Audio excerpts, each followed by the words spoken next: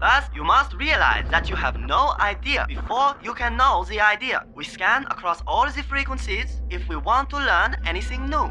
Let us begin. What has physics done for me lately? Furthermore, the equation E is equal mc squared. We have now acquired a fateful power to alter and to destroy nature. That's like when you're in physics and you go to Dreamworld saying, oh, this is a physics excursion. Science. What is it all about? The whole of human history all falls in the dust of one stroke of the nail file. You can't really get to grips with evolution unless you realise what an enormous amount of time. Our own planet is only a tiny part of the vast cosmic tapestry, a starry fabric of worlds yet untold.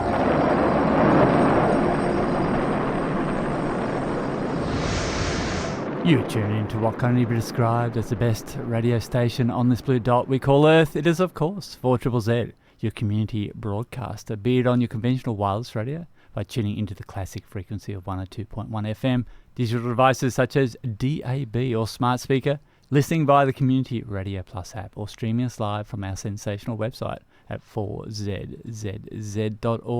And of course, you can always listen back to our show or any 4ZZZ show using the ingenious on-demand feature, also found at that URL. We also now have a weekly podcast of the show for your listening pleasure, curated by Toby, a condensed version of the show without the music, which my mum prefers. Just search for our show name, which is, of course, No Idea, spelt with a K, your weekly dose of science. And joining me for this episode to speak about all things science is one of my favourite science influencers, Gabe. Good morning, Mac. Oh, hello, Mac. The two of us kicking it off this morning. It's been a while since the boys have been back in town. They should write a song about that. Max, I want to kick us off with a little bit of a medical science update. Because we don't talk about it's just the massive world of medicine research, biomed, and everything that goes along with the development of pharmaceuticals. Just trucks along, and we don't talk about it much because there's just so much going on, and there's so many updates. There's one little thing I want to talk about, which is about dengue, or dengue fever, is the extreme version of it, which people are more familiar with, caused by dengue virus, and pretty much always caught by humans when a mosquito bites. We don't have it natively in Australia, but we do have cases of it because people come back from other countries and then develop it. But hundreds of millions of people get it every year. And there's no specific treatment for it. It's sort of around preventing bites, managing the symptoms, getting timely medical care. And there's been a story developing over the last little while of a potential drug candidate to potentially treat people with dengue, who have the dengue virus. There's been some promising steps now along the phases where it's able to stop dengue infection by disrupting how the virus's proteins interact to replicate itself. Yeah. It's in phase 2 trials with dengue patients now, which is pretty cool. But Max, the thing that really stood out to me was the drug candidate's name. Do you know what it was? It's not a number, is it?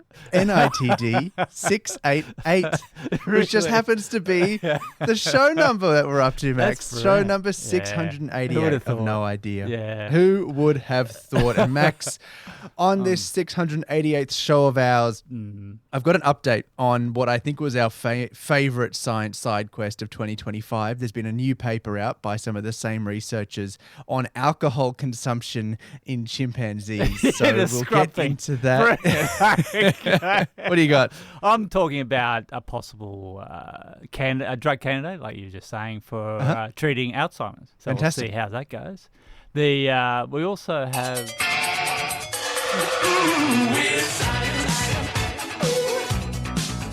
Before we start, Gabe, I just want to comment about a certain chocolate biscuit that I got given recently. Oh, sure. Sorry. We'll put aside the next couple of seconds on the show for Max to vent. And the flavour combination was a white chocolate wrapped, and the inside was mango and cream. Sorry? I know. So it's like a Whisper, but horrible. Chocolate. Yeah. So right. I don't know who signs off on these flavours. Is it AI come in now and said, "Oh, we'll just match these two together and see what happens"? There's uses for AI of trying to tie symptom management with different drugs that they're not technically approved for under certain, FDA law in the States or whatever the equivalent is elsewhere. So maybe they are using AI to make combinations of flavors that haven't been put together before. Favourite chocolate biscuit, maybe. The favourite chocolate biscuit. Yes, do it. What do you got for us? Max, I've got for you, well, kind of related, some fruit science, specifically an update on what was our favourite little side quest of last year across the science world, which was chimps getting on the piss. Yes. And this amazing, amazing series of research. It started in May last year was when we caught onto it with the finding of the first evidence of chimps sharing food without any sort of forced element based on social structures or intimidation. Purely just sharing, no reaction. It wasn't like the dominant male was controlling it or anything like that, right? Yeah. It was just pure sharing. And it was type stuff. Yeah, and it was African breadfruits, big fruits that were on the ground and fermenting. And because there was they think just because there's so much of it, they don't need to control the resource in any way, even within their own little troop, within their own group. They don't need to control the resource. So they can just share. And so it's this development of sharing. But what they also found is that these fruits had a 0.6% alcohol rate on average. And so it raised all these questions of, what does this mean for the evolution of like being able to consume alcoholic stuff and then from there share stuff and behaviors and cultures evolving out of that. And so then came a study on scrumping, like you said, Max. So this was in Guinea-Bissau. And what they did was look at what of the great apes that are alive today, aside from, including humans, I guess, but which ones of them in the wild scrump, which is the behavior of going and collecting these fermenting fruits off the ground and eating the alcoholic content. Ethanol's a poison, remember? Like ethanol's not a good thing to usually be consuming. Stay away from, What they found was that chimpanzees, the two species of gorilla, they all... they were the ones they looked at. They didn't look at bonobos, but they all consume a large number of, like a decent chunk of their diet was this scrumped fruit, the fermenting alcoholic fruit on the ground, and the orangutans didn't. And that's significant because we share a closer ancestor with the chimps and the gorillas, and then you go back further and we all split off the family tree with orangutans. And after that split is where this one mutation on a single gene that allows us to metabolize ethanol, to actually, deal with ethanol within our bodies, came up. So the ones that do, so us and gorillas and chimps are consuming this ethanol-rich fruit, and the orangutans aren't. So they don't have access to this research. And then the question then becomes, okay, so we know that these ones, because they have this mutation, we know that they can eat this ethanol-rich fruit, but how much are they actually getting out of it? Like how are these getting apes getting drunk? And so this the final story of the year is in October, which was in Cote d'Ivoire or Ivory Coast and in Uganda as well, and they were looking at how much fruit these chimpanzees were eating per day, and then going through and finding those fruits and calculating the ethanol. Really? And going, okay, how much are they getting? I was hoping they'd do a sobriety test, but not that. Well, Max, hold your horses. Hold your horses. So they found that these chimpanzees roughly were consuming 1.4 Australian standards per day, right? On average, obviously varies. 1.4 standards per day. They're allowed 2, aren't they? Well, interestingly, if we assume that chimps process alcohol in the same way as humans, which they almost certainly don't, but if we assume they do, they're a lot smaller than us. They average 40 kilos. So that's more like 2.5 standards, kilo for kilo alcohol content going through their system, which is, not enough to probably get a human drunk off, but would be substantial. Is not insignificant. Yes. And so the next piece of the puzzle, Max, to go to your point, was not quite breathalyzing them on the side of the road, but was testing their urine for a biomarker of ethanol metabolizing, metabolism. So this was published a few minutes ago, Max. Like this is, thankfully we get early access to this stuff now because this is as hot off the press as it can get. It was published in Biology Letters out of the University of California, Berkeley. You got a QS for me? Oh yeah, that'd be pretty low. 20. 17. Yeah, pretty good. Yeah. So which is the same researchers who did that study that in October last year on they went going through and calculating how much alcohol content they might be consuming. So now they're going, okay, they want to see, are they seeking it out? They're kind of assuming that they were averaging out what they might be getting. Let's actually test the chimps and see, are they seeking out this ethanol-rich fruit? So they tested the urine of 19 wild chimps in Kabale National Park in Uganda, which is this population has been studied for like 30 years. There's 2 communities within it, and they got chimps from both of them, and they use human observers throughout the site. And Max, you might be wondering, how do you collect urine from a wild chimpanzee? I was curious about this too. So I had a look in the paper. Toilets. They set up urinals in the middle of the national park. No, they said they collected it opportunistically and non-invasively. What they were doing was walking around with pipettes and plastic bags, and when the chimpanzees were peeing, they would quickly go and try and squirt it up, or pipette it up off the leaf or something that it's pissed onto. Or if they could position it, they'd tie a plastic bag underneath the chimp and try and catch it. That's good.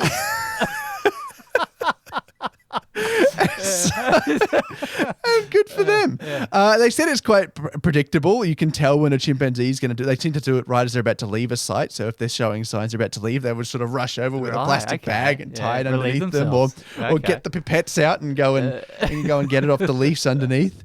And then the test they ran is one that's used in humans to monitor abstinence in recovery programs. So it's a human-based test, but they've used it on chimpanzees, which it's not going to be great, but it's as good as you can get for a small scale study on wild chimps in the middle of a national park.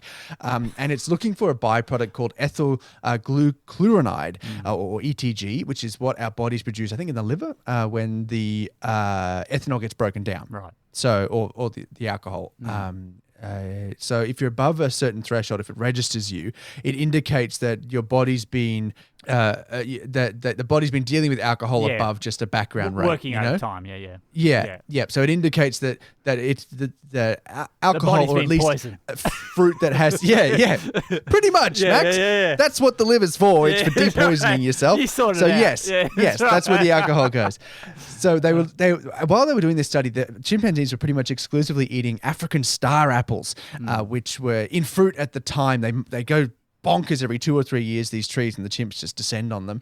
And so they found when they tested the fruit themselves, they tried to test fruit that was similar to what the chimpanzees were eating. It was a really low, 0.1% ethanol on average. So, that's a very low percentage. Think of it, standard beer is 3.5%.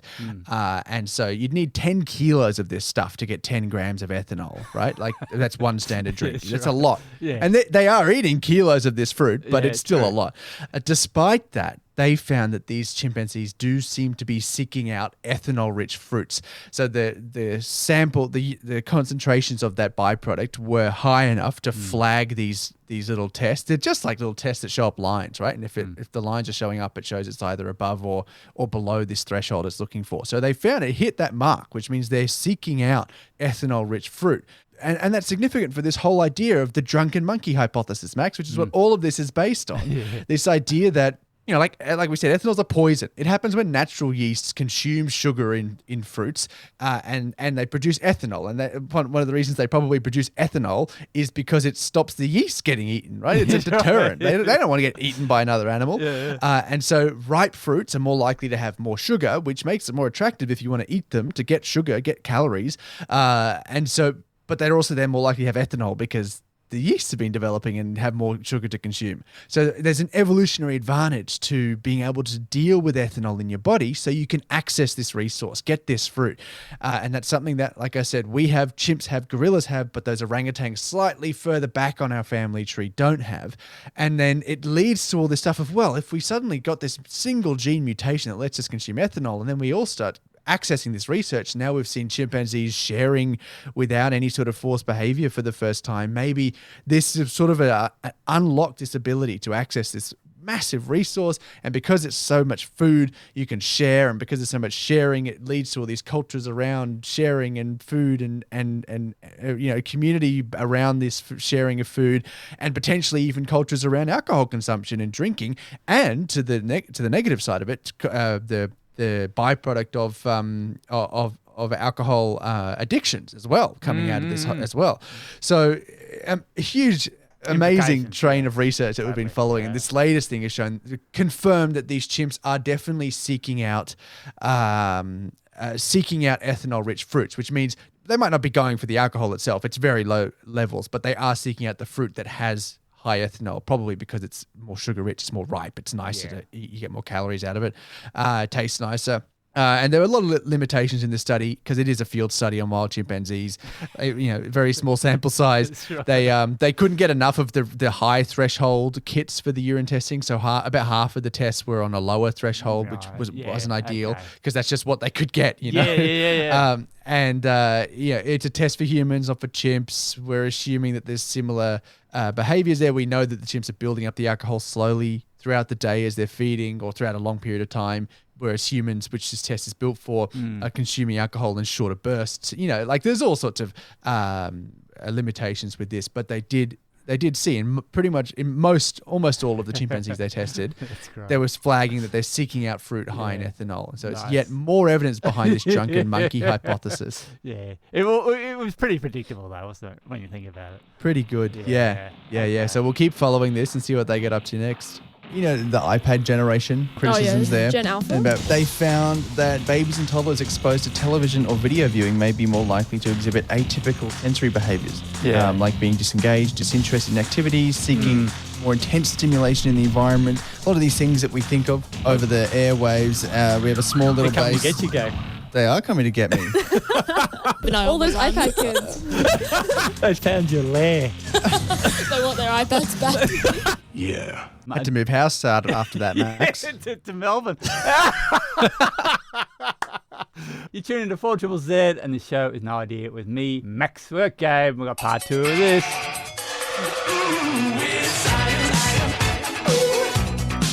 This study comes out of the UK. They've identified 3 existing medications that potentially could be repurposed to treat or prevent Alzheimer's disease. The research was funded by the UK Alzheimer's Society and led by the University of Exeter. QS ranking, it's between 100 and 200. They've been on the show a bit in the last few weeks. It's 150 something, right? That's it, yeah, 55. Well done. There you go.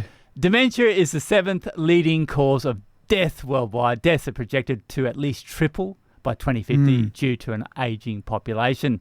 Designing entirely new drugs generally has tremendous lead times, say 10 to 15 years, costing a significant amount of money with no guarantee that they will work at the end of the day. That's why repurposing medicines already approved for other conditions offers a quicker, safer and cost-effective path to potential new treatments. For this study, an international panel of 21 dementia experts from universities, hospitals and pharmaceutical industry, along with people affected by dementia, carried out a review of 80 existing drugs to identify those with the greatest potential to treat or prevent Alzheimer's, a condition responsible for more than half of all diagnosed cases of dementia. After several rounds of careful review, the panel reached a consensus on the 3 priority candidates for their further investigation. These drugs were selected as they all targeted relevant mechanisms involved in Alzheimer's disease, showed promise in cell and animal studies of Alzheimer's, and are known to be safe to use by older people. So the 3 candidates. Candidate number 1 is the shingles vaccine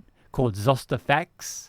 Research suggests a link between the shingles virus and dementia. Changes to the immune system are known to play a role in Alzheimer's, and the vaccine interacts with the immune system in ways that could help to protect against some of these changes. Now, the one that the Norwegian ski team uses, sildenafil or Viagra, shown to help protect nerve cells and reduce build-up of the protein tau in the brain. In tests involving mice, it also improved cognition, thought to be due to increasing blood flow to the brain. And candidate number 3 was riluzole or Rulatech, currently used to treat motor neuron disease. In animal studies, Riluzole has shown promising results in improving cognition and reducing levels of tau.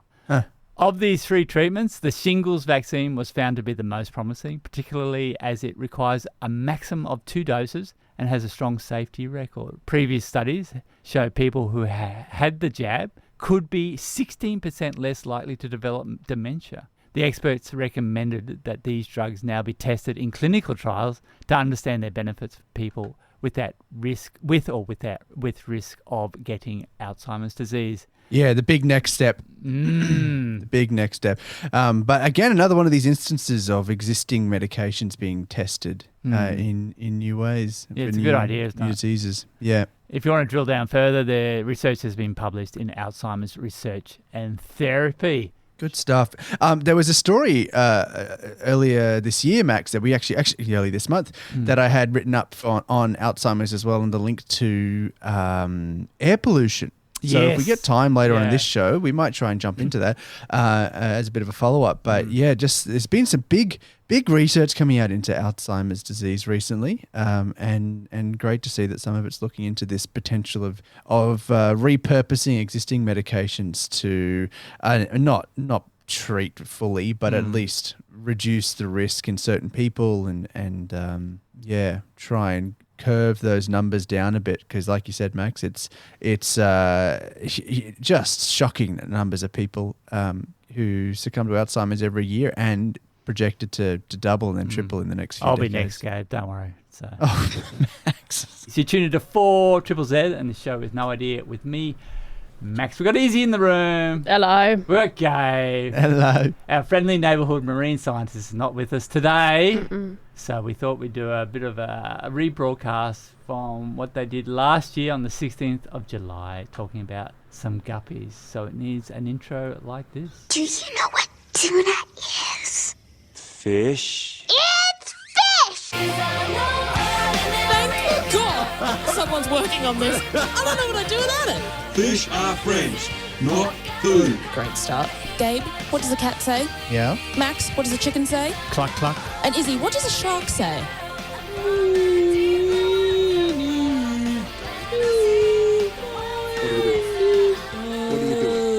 What do you think makes a fish sexy? Oh. What's a fish looking for in another fish? It's fins, I reckon. Fins? You reckon it's fins? Yeah, I reckon. Well, at least for guppies, we found out a little bit more. Guppies are a very, very popular aquarium fish. Have you seen them before? Yes, I have, yes. Yeah, they kind of look like betters or fighting fish, but they're much smaller. But they do have like the wiggly, long fins, and their colours are a little bit different. They're like spotty, like leopards. Okay. Yeah, so a bit of an interesting looking fish. They're quite popular, very cheap, because they're easy to breed. So this research came to us from the University of British Columbia. QS ranking, please. 80. 38. Oh, okay. Not bad. Yeah. Good job. I think that's in Canada. I'm not sure though. Yeah. Geography's not my thing. I never claimed that it was. And they were looking specifically at male guppies, which are the ones that have the more striking and varied colorations. Yeah. Essentially, they were wondering, how do the guppies remain so bright, despite that, that might actually attract predators if you're that bright, Yeah. So why does this genetic strain stay so strong? And essentially they were looking at like this idea of sexual selection versus natural selection. So natural selection is what doesn't get you killed. Sexual selection is what will get you laid. Cool? Yeah, Got cool. it? Yeah. So the team combined a bunch of different things, including deep learning image analysis, breeding experiments, and genetic mapping. They actually bred 3 generations of guppies to try and enhance the orange traits. And then they used machine learning to qualify the colour intensity and patterning, and conducted behavioural observations to track their mating activity. What a scientific experiment. What a job. Yes. What a job. Yeah. You have to conduct behavioural observations of their mating activity. Woohoo. Write it down, it's science. And then they mapped the genomic locations of their colour-related traits. That's pretty key there. So they looked at their genome and they mapped where anything related to their colour came up. But I can't tell you much more about that from their methodology because they didn't provide any details in the media release, and it's not open access. Right. This is a reminder that science should be open access. Okay, but now let's get to what they found. So the main thing they found, and you'll be shocked, Max. Yes. These female fish love orange. They love orange. They think orange is just the Sexy sexiest color. Yeah. Sexiest color, the brighter the orange, the better. The more orange, the better. They just love orange. They found that oranger males were more virile. So more intense orange coloration males were up to twice as sexually active. Up to twice. Imagine. Exactly. And then they were more persistent in courtship display. So they would like just continuously try and mate with the females and follow them around. They were just like very focused on it. And they also were more likely to attempt what they call sneaky copulations. I'll leave it at that one. So yes. Orange guppies are dogs, basically. Yeah. And these behavioral differences, they think, show that the colour intensity is directly tied to sexual drive and performance. And so then they were like, okay, that's interesting, let's have a look into this. And they looked at their genes, and they found out that their genes responsible for orange and black pigmentation, so the orange and black spots, appear to arise from the same cell types that form their brain. Okay. Yeah. So in the same area on the genome. Yeah. And that would imply a developmental and genetic link between behaviour and appearance. So in other words, male guppies might not act sexy because they're orange. They may be orange because their brain and reproductive traits are wired together. Yeah, preordained, yeah. Okay. Yeah, exactly. And so the team identified 7 orange and 8 black colour modules that combine in countless ways across multiple chromosomes, and they found potential for over 32,000 unique patterns on these fish, which is a staggering level of individual variation for such a small fish. Yeah. Like they are dedicating a huge amount of their genome to just reproduction, let me think of another way I could look pretty.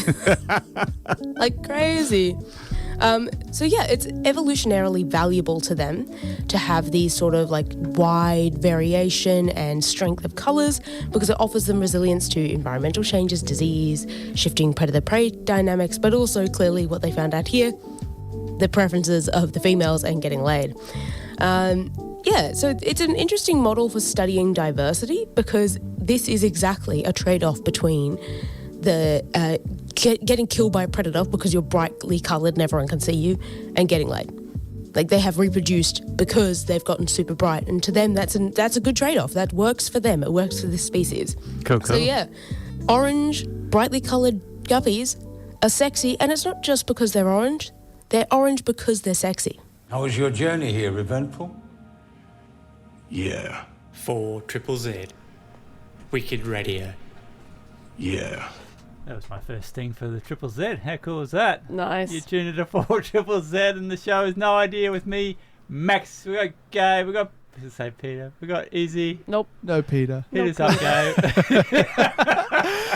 Yeah, Max, there's some research just come out today that's been looking into something that I think we'll find a little bit interesting. Testing how attractive people find deeper masculine voices. So they got a group of straight and gay men and straight and gay women, and then they played them recordings. There were 2 groups. One group got recordings of people's voices which had been digitally edited to be higher or lower, sort of traditionally more feminine or masculine in sound, including going higher, lower. And then the other half got people who were putting on a bit of a deeper accent or something like that. So they told people just to recorded people trying to put on deeper voices or higher voices. They found that gay men, gay women, and straight women were all more likely to prefer those deeper, more traditionally masculine voices, the deeper voices. They would sort of rank them in the results as being more attractive, whereas straight men didn't like it. Straight men were the only ones who didn't find a deeper voice more attractive. I'm sure we've spoken about this before. I think we've talked about very similar research before, Max. Yeah. But do you know what I love about this station that we're on? It's that it's not just that our very attractive deep voices, Max, are on here, but that when Izzy's on and when Peter's on and when we get off the airwaves and someone else comes on, there is just about every single voice coming through these airwaves that there can be.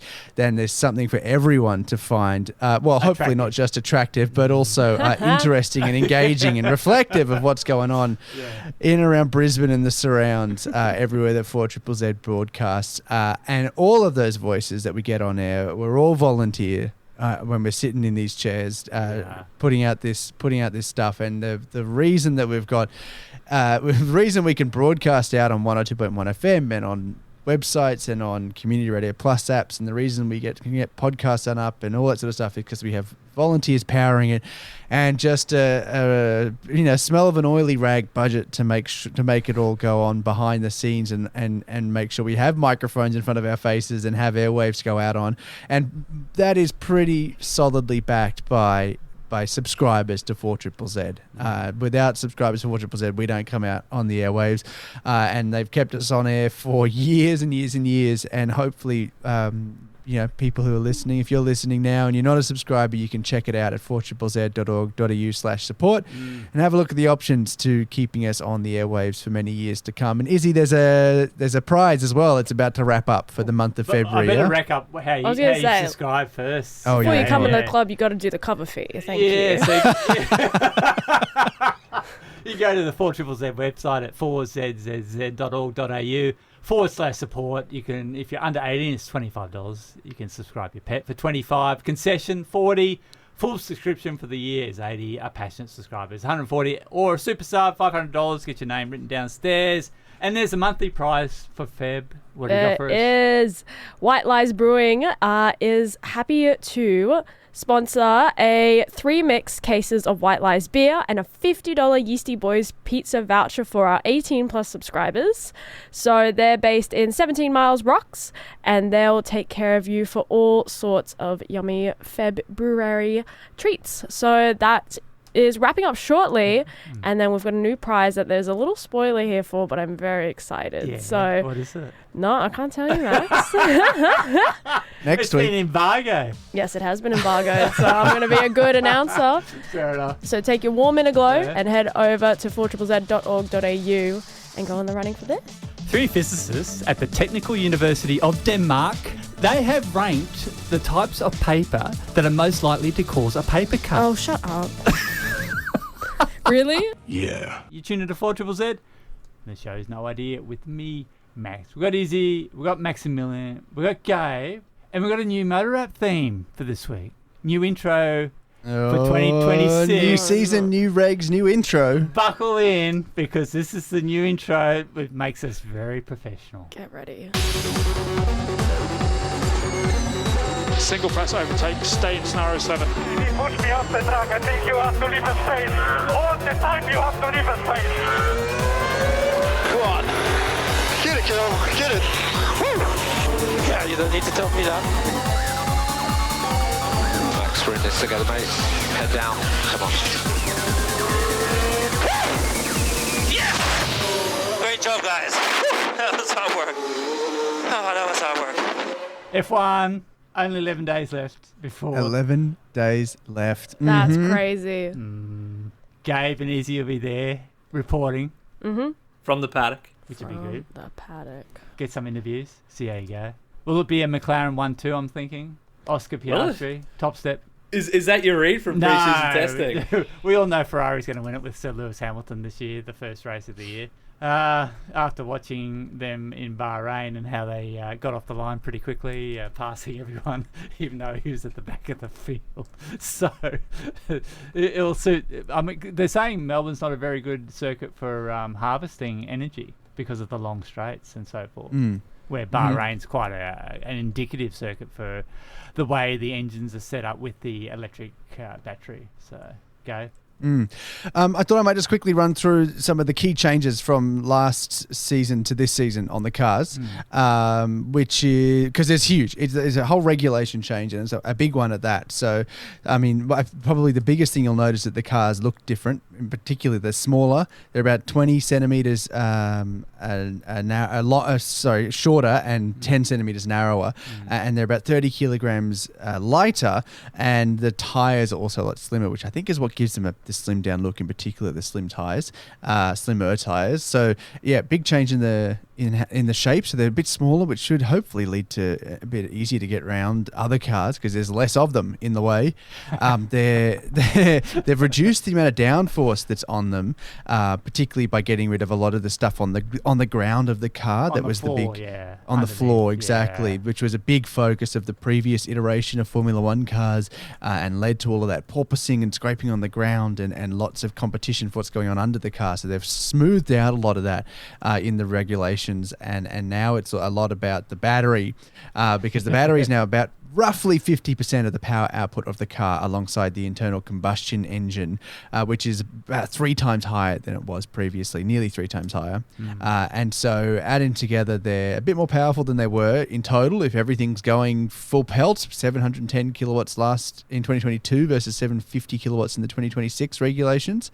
But like you said, Max, a lot of that comes from a battery. So the big focus and what a lot of the negativity from the drivers around that early testing has been is that there's a big focus on charging those batteries up by going slower in corners and using the braking power to charge those batteries up, and not flooring it too much through those corners. And so it will be very interesting to see how that changes the racing style, because a lot of focus on recharging. The fuels as well have changed. It's a biofuel now, and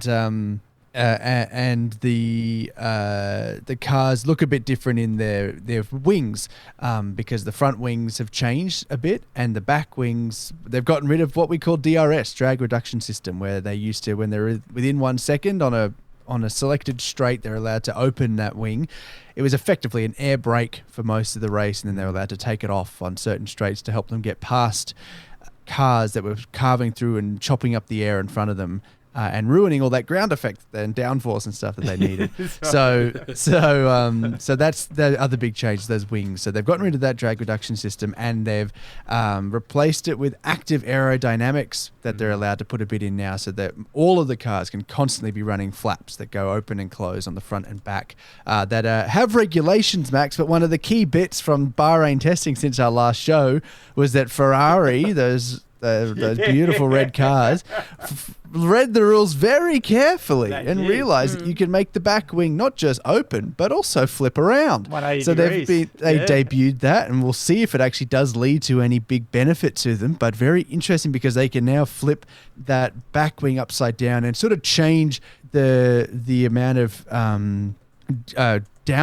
downward pressure from the air they're getting on the back wheels, and sort of turn it into a bit of a lift almost, and change the balance of their car as a result by flipping the whole wing upside down, not just opening it, but doing a full 360 rotation if they want to. Yeah, and hopefully it creates a vacuum, so it's almost like a rear diffuser but up high. So we'll see how that works. Yeah. The other big change, sort of not to do with the rules, is that one team's changed. So we've got Audi now replacing Kick Sauber, and then Cadillac is an all-new team coming in. So there'll be 22 cars on the grid instead of 20 like the last few years, which will be, fascinating to see how it all pans out in Melbourne. And it's just so lucky that we get the Aussie GP to kick it all off, and really shake it all down and see where everyone's lying. That's right. And any predictions this early on, Gabe, do you think, for the race in Melbourne? Yeah. Well, the smart money is on Mercedes at the moment, I think, being the dominant car. I think that's where people think they're just... So Kimi or George? They seem to be showing the right signs. But it does look like we're going to probably get the same top 4 teams of Ferrari, Mercedes, Red Bull and McLaren that we've had in the previous 2 years or so. And then there'll be a fight for the best of the rest, like there always is. But there does seem to be... Last year we had those top 4 and everyone else was quite close. And this year I feel like we'll get 3 tiers. I don't know who's... I'll say Mercedes. We'll take it. Yes. Just seems to be where the most likely option. But I feel like we'll get the top 4: Red Bull, Mercedes, Ferrari, McLaren, and then another batch including maybe Audi and Alpine. And then there'll be a batch at the bottom of the ones Cadillac. that don't seem to be performing, of Cadillac, Aston Martin, maybe the Racing Bulls. But that's all I got for you. What do you got, Maxi? I think Aston might even be further back. They might have to be relegated to GP2. No, it's an interesting point you're making about the active error there, because I'm just reading now that apparently Audi have swapped to the Alpine style rear wing, which is different again, where it pivots towards the bottom instead of the hinge being like towards the top or the actuator towards the top. So there's so many interesting solutions, as you say, with the how different teams have interpreted the rules. Of course, yeah, Ferrari has the most radical one. They're not even sure they're going to run it, but they just wanted to test it out, see what's going on. They've spent a lot of effort on the rear of that Ferrari, like in terms of the diffuser and such, like really, really well developed. I think what was the other big point? Oh yeah, just on the hybrid side, it is interesting because this is what you're talking about with the starts as well, Max, which. The Ferraris suddenly just take off like a rocket because they've got a smaller turbocharger that they don't need to spool. In the previous regs, you could spool that up with what was called the MGUH, which is effectively like a motor in the turbocharger itself. You could then have the actual turbo at pressure for the race start. That's now gone. It's simplified. I think it was one of the things that Audi really wanted was just a simpler sort of hybrid system. And it's something that has been talked about, probably the least, but will have the biggest impact because it's just sort of hidden in the details of how they dropped the car's weight by 30 kilos. A chunk of that was this MGUH thing. Which has no road relevancy. Yes. Like literally one road going car has it, and it's because it was based on a Formula One car. Yes. And so ridiculous. Because they're now building out the battery itself, they've gotten rid of this as a weird little extra electrical system that they had in there. Ferrari's the only team that really saw this coming and have optimized their engines for race starts. Exactly. So they can spin up their turbos a lot quicker than the other teams. Now the FIA have now mandated there's like a 5-second wait period while they wait for the turbos to spool up for the other engines. Before they hit the lights. So they'll do the formation lap. They'll sit on their grids and there'll be at least 5 seconds before the lights go. Correct. Yeah, and then the lights start going off. Yeah, and that should give them time. The start procedure is a bit weird in terms of it's a random amount of time. From when the last car rocks up in their grid slot to when we get lights out or lights on even to start the game. Lights on. Yeah, it's true. Yeah. Okay, Izzy, what have you got for F1 Academy? Oh, I got quite a lot, Max. We've had our new liveries coming in for some of our F1 Academy drivers, including a livery for Aston Martin in the signature green for Matilda Patzes, who represents Prema. Puma's livery as well, which had a beautiful ombre to it, as well as new racewear for Rachel Robinson, who represents High Tech.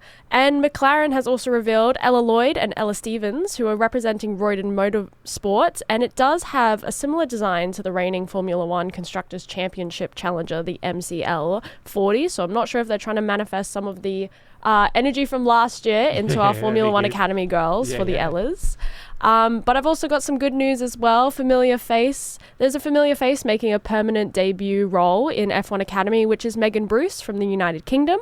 She debuted in Formula One Academy in Singapore last year after stepping in to race for Aussie Ava Anagnostis, who suffered from a left foot fracture, which unfortunately affected the rest of her career from there in Formula One Academy.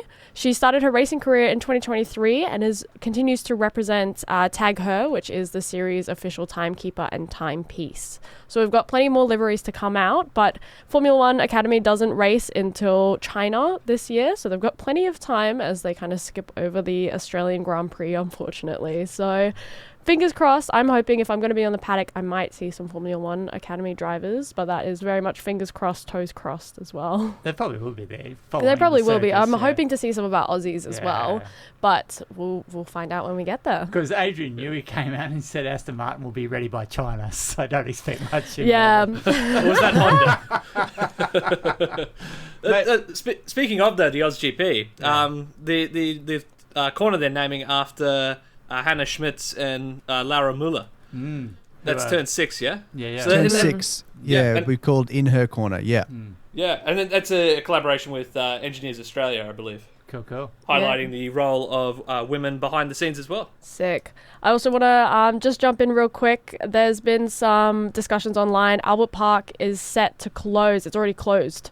Most of the park for Formula One already, which came under controversy. Obviously, they typically close it a week or so prior to the race, but now up to 21 days, 3 times longer than normal due to proposed legislation changes due to safety concerns. Yeah, there's going to be a lot of eyes on this race this year, like with the new regs, first race of the year.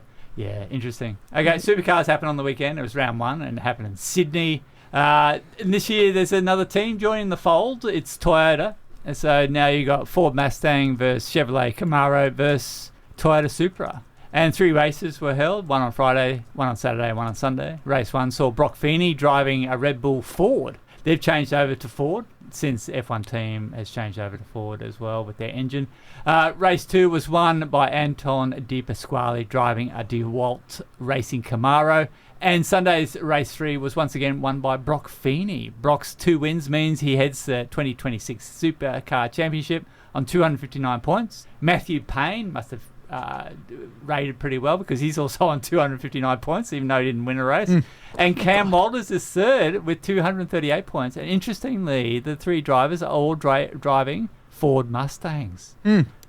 The highest placing Toyota for the entire weekend was Chaz Mostert in race 3, and he finished 4th. So there may be some parity issues still to sort out with the Toyota versus the Ford and the Camaro. But there were several Toyota engines blowing up over the weekend as well, which was a bit concerning for the Walkinshaw team. NASCAR also happened on the weekend. It was the second race where you could actually score points. An Australian adjacent, Shane Van Gisbergen, had to start the race in P30 after wet conditions curtailed any qualifying. So NASCAR just assigned them a random starting grid using their past results. P30. Oh, God. He raced on an oval circuit. It's called Eco Park Speedway, located in Atlanta. Last week's winner was also this week's winner, Tyler Reddick, driving a Toyota. SVG recorded his best oval finish by coming home in 6th. Shane is currently 16th in the NASCAR Championship after 2 races, and he's led a total of just 4 laps this season. NASCAR's next round will be in Texas on the Circuit of the Americas, or COTA, which is a road track. So expect Shane and his teammate, who's only 19 years old, Connor Zillage, to fight it out for the win. And for those unfamiliar with Connor Zillage, he's an American superstar in the making. He's basically the Max Verstappen of NASCAR in the making. And he used to race go-karts during the European summer with Kimi Antonelli. Whoa. And he always knew that Kimi was a good driver because he was hard to beat. Sail GP this weekend. No surprise, Team New Zealand and Team France will be sitting it out, the Sydney Regatta. Yeah. After Big crash. Yeah. They did an inspection and some non-destructive testing, and they're making Frankenstein boats at the moment, trying to build up New Zealand. They rescued the New Zealand Central Pod and the Port Hull, and then the French, they did the opposite. So we'll see. They'll be able to make one boat. They'll be able to make one boat from that and probably have to build a whole new boat from scratch. So whoever gets the boat first, I don't know. And MotoGP is in Thailand this week, and Aussie Jack Miller will be hoping his Yamaha new V4 engine will have what it takes to compete against the Aprilia. Aprilia is the team to beat. They actually set the fastest time ever on the circuit they were testing in pre-season.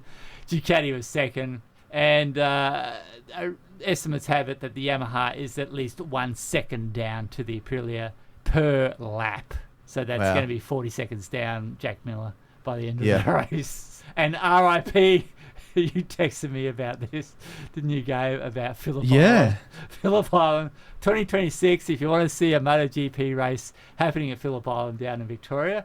Shocked me, Max. October Genuinely shocked me. Phillip Island is like a core part of the MotoGP calendar. It is. Island off the coast of Victoria near Melbourne. And it is like central to Phillip Island's whole yearly essence and economy is having the MotoGP there, and it's gone after this year. Off to Adelaide. Off to Adelaide for a street circuit, which reportedly is what MotoGP is wanting more of, more street circuits. And the Victorian Premier told them there's no way we're shutting down Albert Park for another race.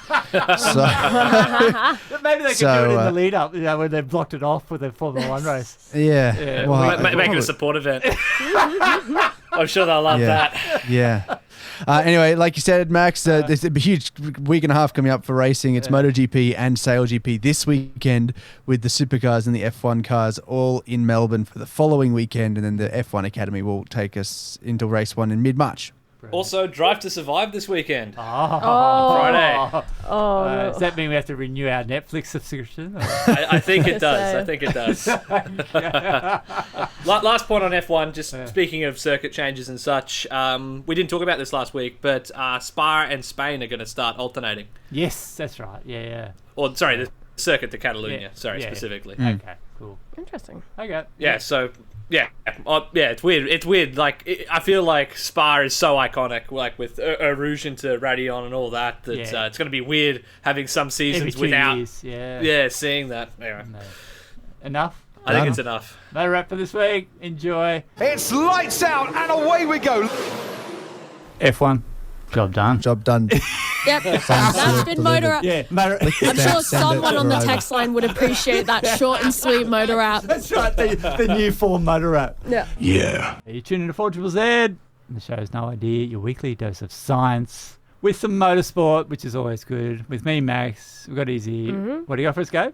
I've got for you a new dinosaur, Max. It's been too long since we've talked dinos on this show. It's a new species of Spinosaurid, but we tend to just call them Spinosaurs. You know what these things are. They're the ones with the big bony sail on their back. You know, like a big looking thing with a big sort of narrow sail. No DRS on the back. No DRS on that. No. All no active error going on. And there's been they've been known for over 100 years, but it's been a really weird history of discovering them because some of the key specimens got lost during World War II, and then there's been this classic paleontological debate going on where they just rip into each other over how aquatic these things are. They're big. Spinosaurs are big. The biggest of them are probably the largest predatory dinosaurs known to have existed, so bigger than a T-Rex, right? In the recent Jurassic World movies, one eats a T-Rex, which is not at all what they do, but that gives you a sense for the sort of scale of these things. And they lived between 99 and 93.5 million years ago, which is kind of smack bang in the middle of the Cretaceous period. So it goes Triassic, Jurassic, Cretaceous, and 66 million years ago was the end of the dinosaur era, the end of the Cretaceous. And so they only have been found on modern-day Africa and surrounding regions that would have sort of been hooked up at that point in time. And there's been this big discovery that's just been published in the journal Science out of the University of Chicago. You got a QS ranking for me? Chicago. 48. 250.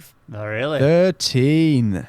Whoa! 13. That's so where they went was in Niger, which is in the center of Sahara. Sort of, if you look at the top half of Africa, it's right in the top northern half. It's right in the center there. 70 years ago, there was this sentence put in a monograph by a French geologist that the lead author on this held up in one of his TV interviews. Very cool. It's just like this note about we found this tooth in this spot, and so no one had been back for over 70 years from the sort of Western scientific world. And so he gathered a bunch of young scholars and went over in 2019, and they found this crest, this bony crest of a Spinosaur, which is not the sail, it's a crest on the skull. And they went, well, that's weird. And so 3 years later, they managed to get a big expedition to go back and found even more. The best bit of this story was that it wasn't even in the area where the French guy had been. It was in this, a local guy was like, oh, I've seen heaps of fossils, and took them over and took them to this other site. And so in the end of it, they ended up with 50 tons of stuff that they brought back. And within that were 3 crests and several jaw fragments from this new Spinosaurus species. They said To quote the lead researcher, Professor Serino, they said, "This find was so sudden and amazing. It was really emotional for our team. I'll forever cherish the moment in camp when we crowded around a laptop to look at the new species for the first time after one member of our team created 3D digital models of the bones we found to assemble the skull on solar power in the middle of the Sahara." And so, they just said they immediately knew it was a new species because of that crest. It's unlike anything they've seen before. It's a huge 2 foot, he said, long bony crest up out of the skull, and with around that would have been a keratin-like structure, so it had this big sort of thing sticking out from the top of its head, as well as the sail on the back. To describe the overall look of this thing, it's about 5 to 6 meters tall, they're estimating, and it has that big crest with the keratin around it coming up from the skull. Like all Spinosaurs, it's got a big, narrow jaw to it as well, almost alligatory looking as a big but much bigger. Like it's a huge thing.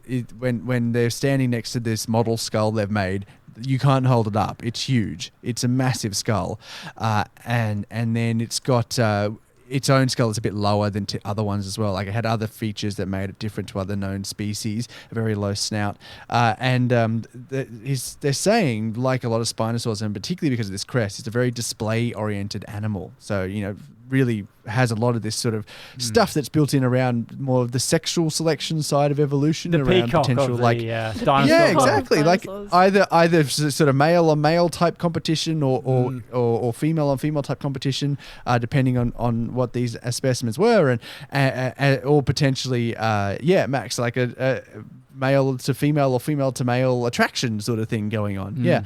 And they found, and what they would have been doing is in this area, it's really far away from the coast. It was more a sort of riverine system, riverways going through that would sort of get deeper and shallower throughout seasons, and within that they would have been fishing for fish, or eating fish, big fish measured in feet, and one of which they said they're about to name very soon. They found a new species, as along with a whole bunch of. They've gotten raptors out of this thing. They've got crocs out of this thing. They've found all sorts of stuff in this. So there'll be lots more coming out of that 50 tons of material they found.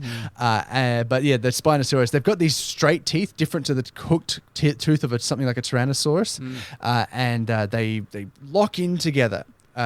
From the lower and upper jaw. So they sort of interlace. They mesh, they mesh together, and the bigger ones jut out around the jaw. So that's pretty quintessential fish feeding teeth, to reach in and snatch up fish. But they say because these ones weren't on the coast and they were inland in the desert. Water.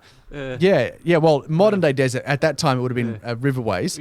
It challenges this idea, the more recent idea that some people have, that these things were heavily aquatic and sort of swimming in the ocean. That's been an idea proposed by a lot of people, is that Spinosaurs were largely aquatic predators swimming around, going underwater, fish feeding on stuff. They've got a big paddle-like tail, so there's this evidence to suggest that. But they're saying this one, it's so far away from the coast, the water probably would rarely get deep enough to fully submerge and swim around in. It was more likely it was this sort of feeder that would be land-based and then go into wading into water. He called it a hell heron, the lead researcher. It's this idea of, how herons sort of walk around the water and fire their head in and pick up fish. Imagine a giant, bigger than a Tyrannosaurus Rex version of that. That's what he's saying their behavior would be more like, which is very cool, because it's another big piece of this Spinosaur puzzle. I'm sure other researchers in the field will engage in this fight again. Yes, and will ignite after this. But the Spinosaurus story continues. Spinosaur story continues now with this new species, alongside a whole bunch of other stuff that's going to be announced soon. Look into this era of the Spinosaurs and this huge amount of fossil history sitting in Africa that is so understudied. That's what I got. No idea. Space news. Artemis 2. Gabe only just realised this happened this morning. There's been more gas leaks have been found on the soon-to-be-launched spacecraft, and this time it's not pesky hydrogen. The interface with Orion space capsule experienced an unexpected helium leak during wet dress rehearsal. The fix means they have to take the whole rocket stack back the whatever, how many kilometres back to the high bay, where it will be disassembled and hopefully fixed. Do not expect a launch anytime soon. I'm thinking maybe June. And these things are not built to be disassembled. They're built to go to space and back. So it's a whole thing. It's deconstructing and reconstructing a huge chunk of it. You remember the first launch of it? Like, I think they had batteries on board that would only last 6 weeks, and then they had no way of charging them up again. So they had to take it back to the high bay to charge them up, and then take it out again for launch. Oh, this thing will it's a waste maybe of money. one day get off the ground. Starliner, this is Boeing's answer to SpaceX's Crew Dragon. It's ferrying crews to the International Space Station. It has been dealt another blow. The infamous Starliner test with the stranded, not stranded astronauts of Butch Wilmore and Suni Williams has been reclassified as a Type A mishap.